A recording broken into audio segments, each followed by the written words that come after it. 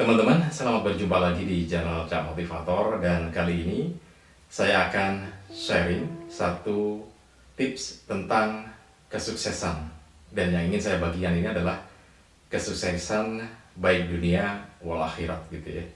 Jadi sukses di alam dunia ini dan juga sukses di alam berikutnya nanti.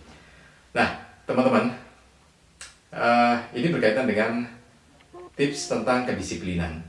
Jadi kalau ingin sukses di dunia dan juga sukses di masa yang akan datang di akhirat, maka cukup melaksanakan dua kedisiplinan saja. Nah, dua kedisiplinan itu apa saja? Kita akan bahas, kita akan kupas untuk Anda. Oke, begini.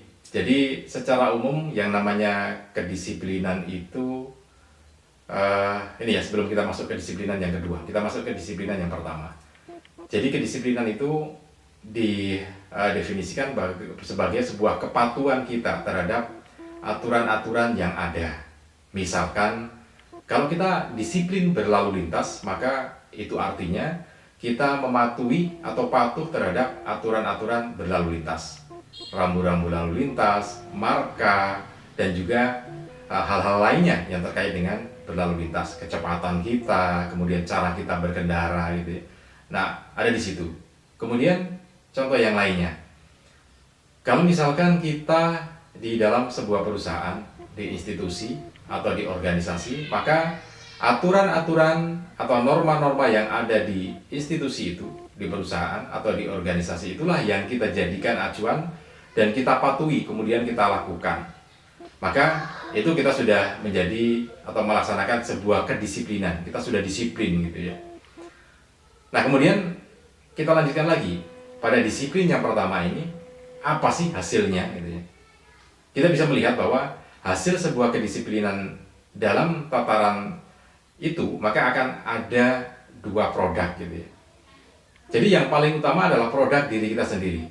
Dengan kita mendisiplinkan diri mematuhi aturan berlalu lintas atau aturan di perusahaan, institusi dan organisasi, maka nilai diri kita akan menjadi lebih tinggi gitu ya. Nilai diri seorang yang disiplin itu tentu menjadi lebih tinggi.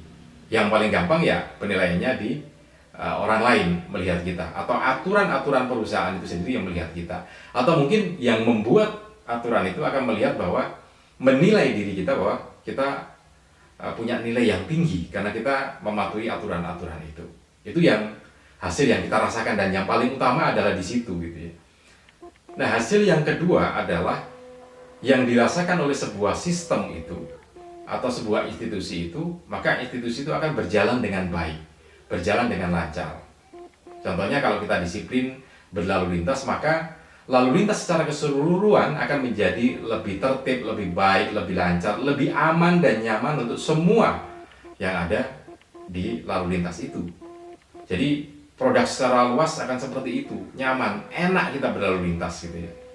Itu kalau contohnya berlalu lintas. Kalau di perusahaan tentu saja perusahaan akan lebih bagus lagi kinerjanya. Kinerja perusahaan menjadi lebih bagus, produknya lebih berkualitas gitu ya, sesuai dengan standar yang sudah ditentukan. Pemasaran juga lebih bagus lagi. Artinya hasil yang didapatkan perusahaan akan lebih bagus lagi ketika semuanya disiplin. Jadi pemasaran juga baik, produktivitas juga baik, kemudian hubungan dengan masyarakat sekitar juga menjadi lebih baik. Nah, semuanya menjadi lebih baik. Itu disiplin yang pertama.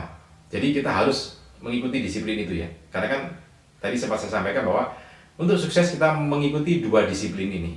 Nah, yang pertama itu tadi, di mana kita berada. Kita beraktivitas di organisasi, di institusi, ya apapun tempat Anda beraktivitas ya, mencari nafkah katakanlah seperti itu, ya kita harus disiplin supaya meningkatkan nilai diri kita. Kemudian di dalam berlingkungan, bermasyarakat, kita juga harus mendisiplinkan diri. Sehingga itu disiplin yang pertama. Nah, disiplin yang kedua, ini yang juga sangat-sangat penting harus kita lakukan adalah disiplin menjadi manusia gitu ya.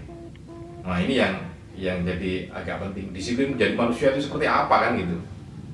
Begini, kita mengacu pada manusia itu akan punya nilai sebuah, atau bukan sebuah ya, nilai manusia itu akan sangat ditentukan ketika ada pertanyaan, seberapa bermanfaat manusia ini untuk lingkungannya, kan gitu.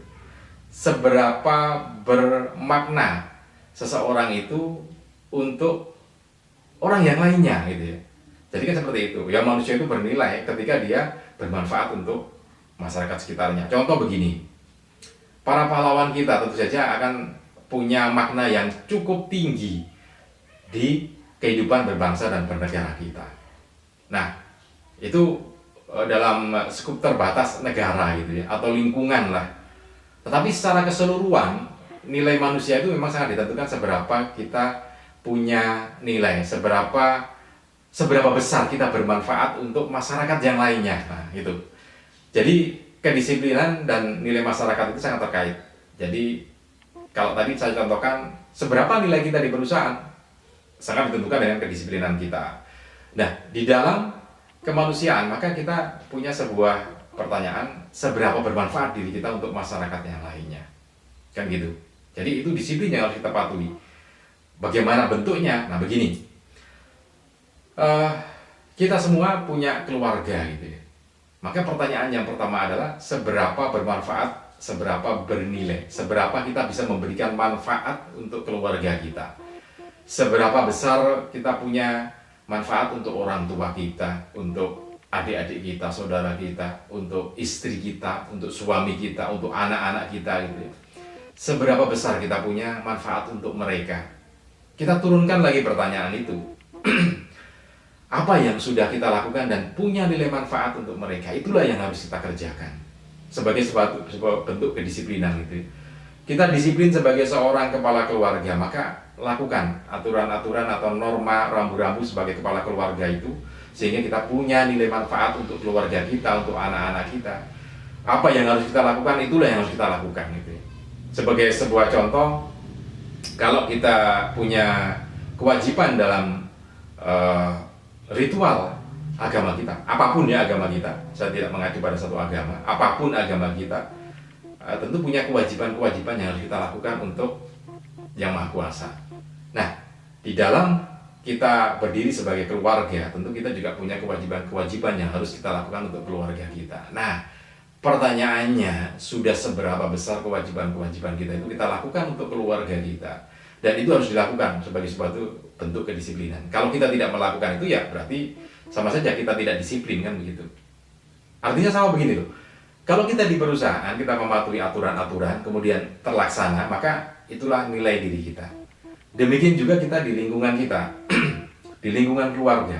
Seberapa besar kewajiban-kewajiban atau aturan-aturan yang sudah kita penuhi untuk keluarga kita, untuk istri kita, untuk anak-anak kita, untuk orang tua kita, untuk saudara kita.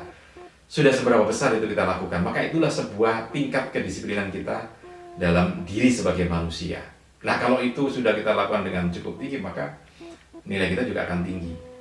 Nah, di sini benang merahnya.